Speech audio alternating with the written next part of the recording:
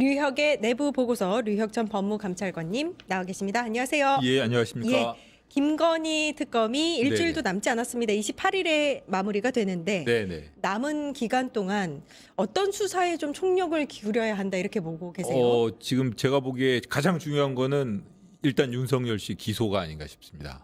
윤석열 씨가 지금 이제 김건희 씨만 기소가 되었는데 사실 김건희 씨가 저지른 여러 가지 잘못들은 윤석열이라는 사람, 그러니까 윤석열이라는 사람이 대통령의 자리에 있지 않았으면 불가능한 범죄거든요.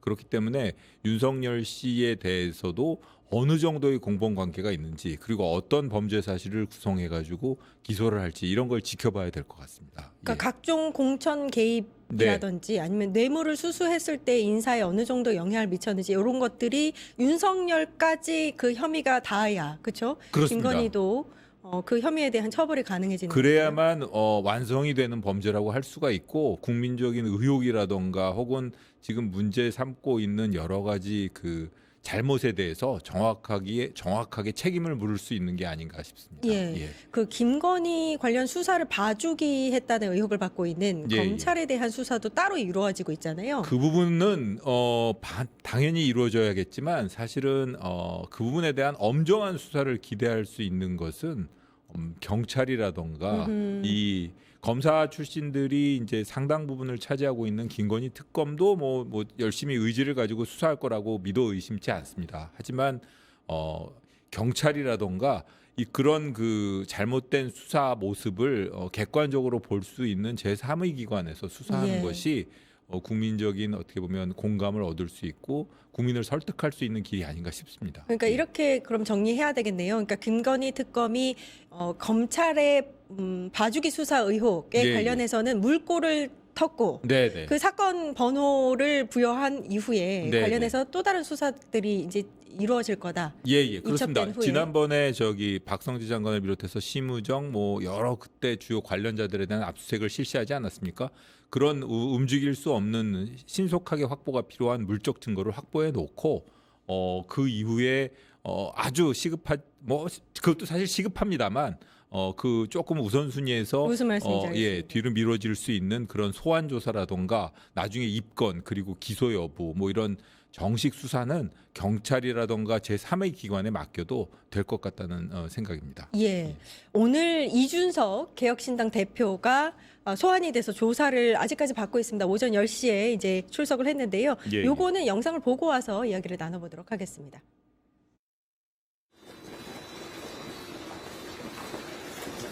오늘 피의자로 첫 조사받는데 입장 있으십니까? 제가 명태균 사건에 있어가지고 항상 얘기했던 것이 진실이었고, 그렇기 때문에 이번에도 제가 봤을 때는 제가 한 말들이 옳을 것이다를 다시 확인하는 계기가 되지 않을까 생각합니다. 2022년 선거에서 그 공천에 개입했다는 의혹 받고 계신데 어떻게 생각하십니까? 2022년에 윤석열 대통령이 저를 어떻게 대했는지 대부분의 국민들이 다 알고 있습니다. 그런데 그 상황에서 저랑 윤석열 대통령을 공범으로 엮으려고 한다? 그거는 굉장히 무리한 시도다 생각합니다.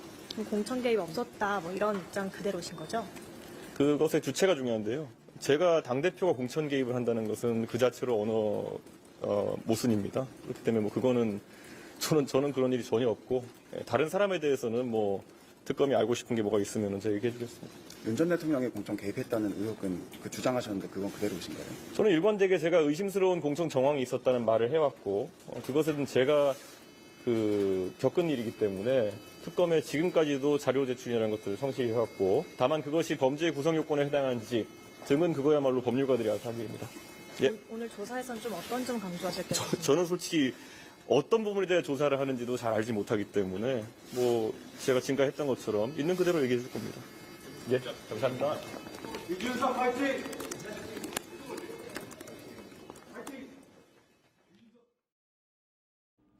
오늘 특검 조사는 2022년 윤석열과 공모해서 지방선거라든지 국회의원 보궐선거 관련해서 공천에 개입했다라는 혐의를 받고 있는데요. 네네. 거기에 관련해서 조사가 이루어지는 거고요. 근데 들어갈 때 이제 본인과 윤석열과의 공모로 엮는 것은 좀 네네. 무리가 아니겠느냐 이렇게 이야기를 했습니다. 제가 기사를 보면 피의자 신분, 피고발인 신분 이렇게 조금 좀 그 혼용되고 있더라고요. 네네네. 어떤 게 정확하다고 보세요? 정확하게 얘기하면 고발을 당한 사람이기 때문에 피고발인 상태라고 보는 게 맞을 것 같고요. 사실 과거에 그 검찰 관행을 보면 고발을 당했다는 것, 그러니까 피고발인도 사실 피의자나 별 차이는 없습니다. 왜냐하면 사건 번호가 부여가 되고 그리고 나중에 최종적으로 사건 처리를 하면서 혐의 유무라든가 기소 여부를 결정해야 되기 때문에 아무런 차이는 없습니다. 그렇기 때문에 사실은 넓은 범위에 있어서 피의자에는 피고발인, 피고소인 뭐 여러 사람들이 들어갈 수가 있고요.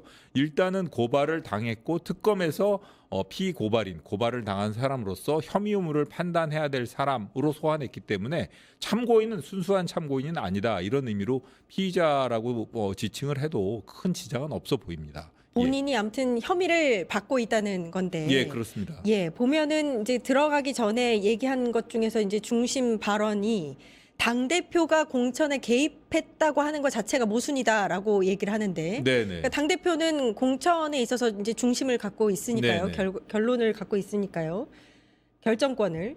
근데 이제 사실은 여기 혐의의 중심이 윤석열이 누구를 좀 밀어줘라, 김영선 좀 밀어줘라, 네네네. 김태우를 밀어줘라, 뭐 이런 거에 있어서 이준석이 들어줬다는 게 그 중심이잖아요, 그렇죠? 그렇습니다. 그러니까 그 당 대표가 이제 공천의 최종적인 결정 권한을 갖고 있지만 윤석열 씨가 그런 공천에 대해서 영향력을 행사하는 것은 잘못된 것 아니겠습니까? 예. 그런 그 잘못된 영향력 행사라는 사실을 알고 있으면서도 불구하고 당 대표가 그것을 수용하고 받아들여 줬다. 이런 상황이라면 일종의 공범 관계가 성립한다 해가지고 일단 특검에서는 불러서 조사하려는 것으로 보이고요. 예. 한편으로는 윤석열 씨 그 명태군 관련이라던가 여러 가지 그 잘못된 행동들이 있지 않습니까?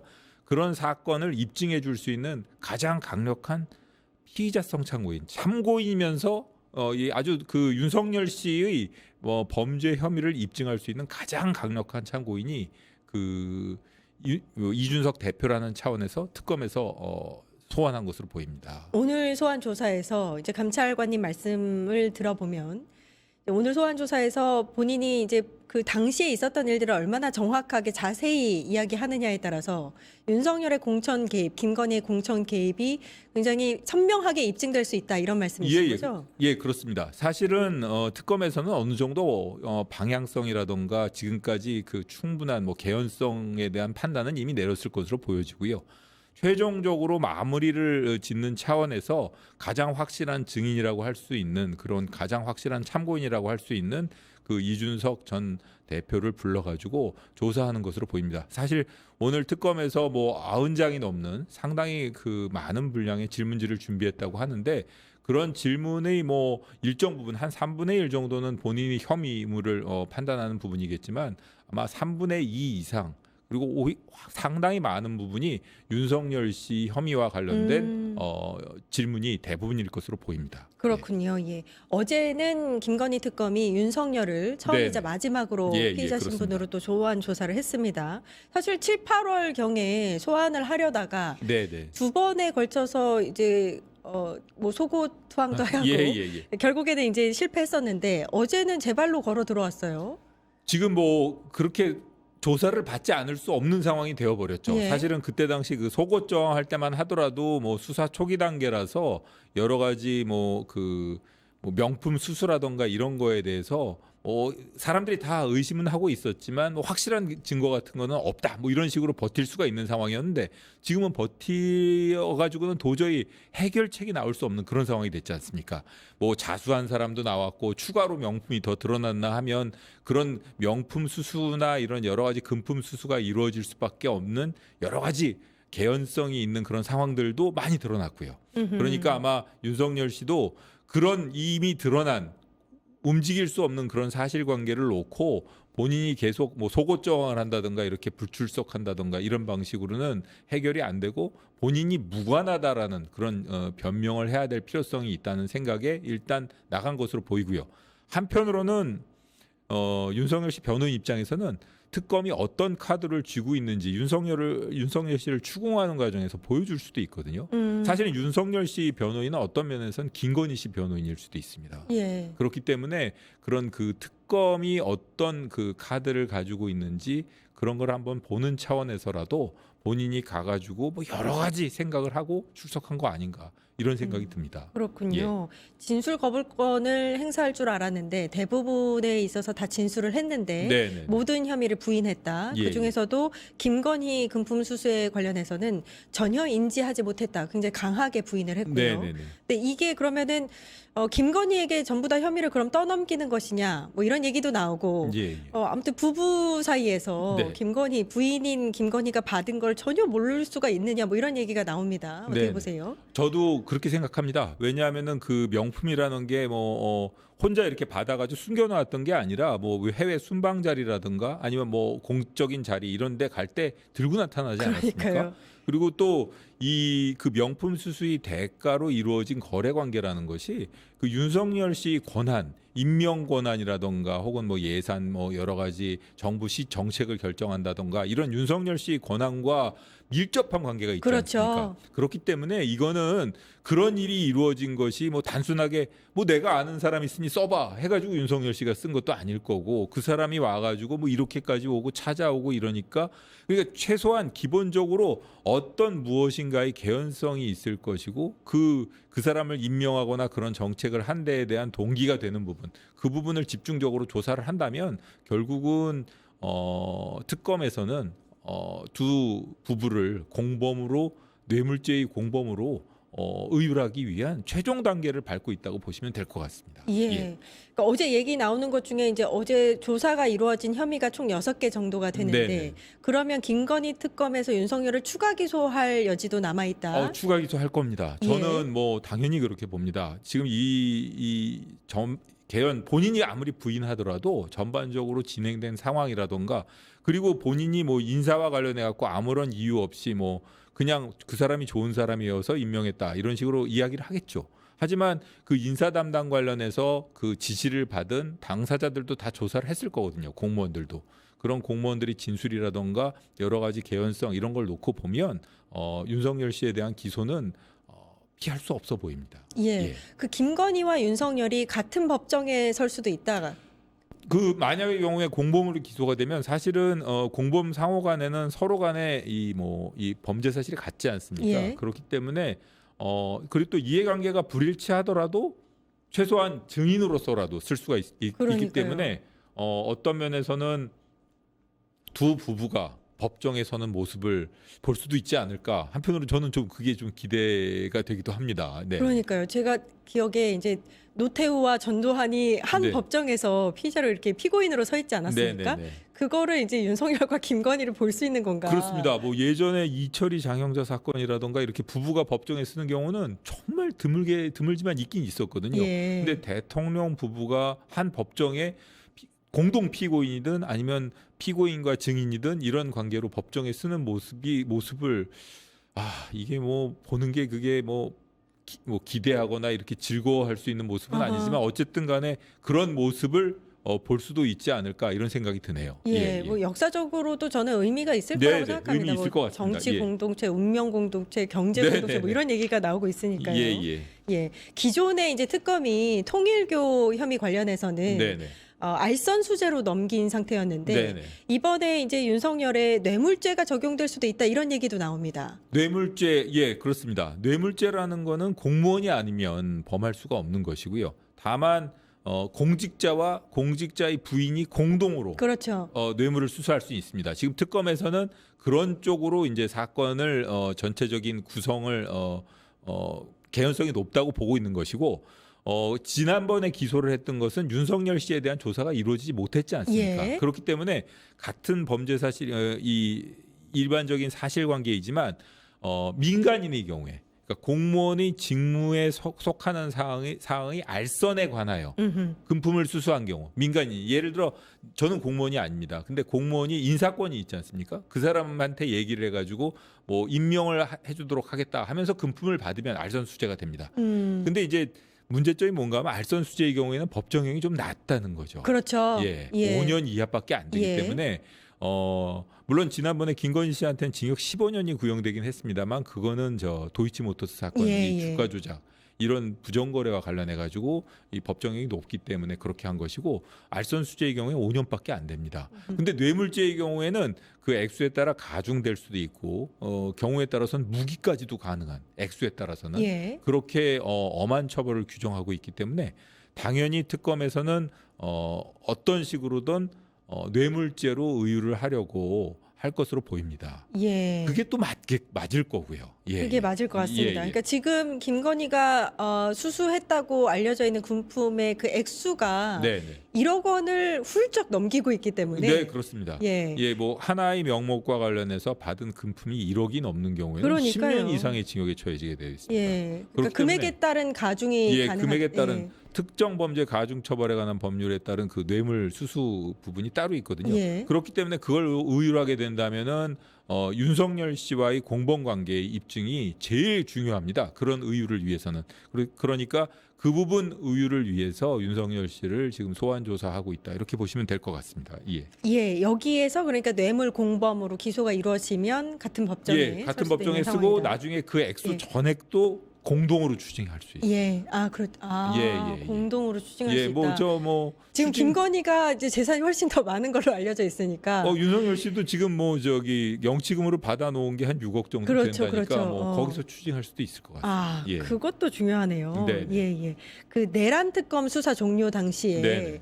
이 계엄에 관련해서는 김건희는 몰랐을 개연성이 더 크다라는 네, 네. 이제 결과 발표를 해서 좀 논란이 됐었는데 여기에 대해서는 사실 많은 비판들이 있더라고요. 네, 네. V제로로 알려져 있었고 여러 네, 네. 인사권이라든지 뭐 국무 관련한 일들에 대해서 김건희가 여러 가지 그 힘을 권력을 썼었는데 네. 어떻게 모를 수가 있느냐? 그건 어떻게 생각하세요? 저도 좀 납득이 가지 않습니다. 그리고 왜 많은 계획을 내가 세워놨는데 그렇게 일을 다 망쳐놨다 이렇게 화를 냈다고 하는 그 시점 예. 그리고 사실 그 말을 했다는 것과 이 내란이 공범이라는 것과는 이게 꼭 이렇게 모순되는 것만은 아니거든요. 그렇죠. 사실은 예. 이게 내란이 공범이면서 왜 내란을 그렇게 제대로 못 해가지고 이런 사단이 나게 만들었냐 이런 취지로 얘기하는 것일 수도 있고 또 하나 저는 생각하고 있는 게 그 말의 출처가 그 윤석열, 김건희 그 주변 인물 비서관들로부터 나왔다는 거 아닙니까? 그렇기 때문에 그 말이 과연 좀 신빙성이 있는 말일까 이런 생각도 듭니다. 어떤 면에서는. 예. 그래서 그런 것을 이유로 뭐 이 내란의 처음부터 공모 계획 단계부터 실행 단계까지 그 김건희 씨가 어떤 역할을 했는지 객관적으로 밝혀내지 못했다는 것과 그 말이 있는 것과는 서로 모순되지 않는다 이렇게 보는 게 맞을 것 같습니다. 예. 제가 이걸 다시 여쭙는 이유가 내란 특검은 이제 종료가 되긴 했는데 네. 혹시라도 김건희 특검에서 김건희에 대한 여러 가지 혐의들을 이제 수사하는 그 과정에 네. 혹시 계엄과 관련성이 있을 만한 개연성이 있을 만한 어떤 뭐 이제 그 수사 결과가 나오지 않을까라는 기대감이 있거든요. 저도 그런 걸 기대하고 있고요. 사실은 이 특검이 끝나더라도 지난번 과거의 사례를 자꾸 들 수밖에 없는데 12 때를 놓고 보면 17년 진상규명이 이루어지는 17년 동안 그리고 사실은 지금까지도 뭐 이렇게 여러 가지 양심 고백이라던가 여러 가지 얘기들이 나오고 있지 않습니까? 아마 앞으로 이 12.3 내란과 관련해 가지고도 여러 가지 이야기들 밝혀지지 못했던 그런 진실들이 계속 오랜 세월을 두고 흘러나올 겁니다. 그러니까 어떻게 보면은 그런 그 나중에 나올 그 여러 가지 얘기들을 피하기 위해서라도 관련자들이 다 사실대로 이야기를 하는 게 아마 사건의 해결이라던가 역사적인 진실을 밝히는 차원에서 필요하지 않나 싶습니다. 예, 김건희 특검 이제 결과 발표할 때 이제 도이치모터스 주가 조작이라든지 네네. 뭐 디올백 수수라든지 이런 디올백. 부분의 수사에 있어서 계엄으로까지 이제 진전이 됐다. 뭐 이런 내용도 좀 들어갔으면 하는. 저도 그런 예 바람입니다. 그렇습니다. 예. 예. 파타타타 증권봉합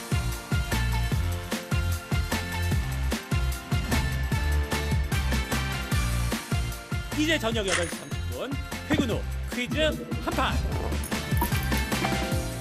혼자 하지 마세요 같이 해요 매일 저녁 8시 30분 많은 참여 바랍니다.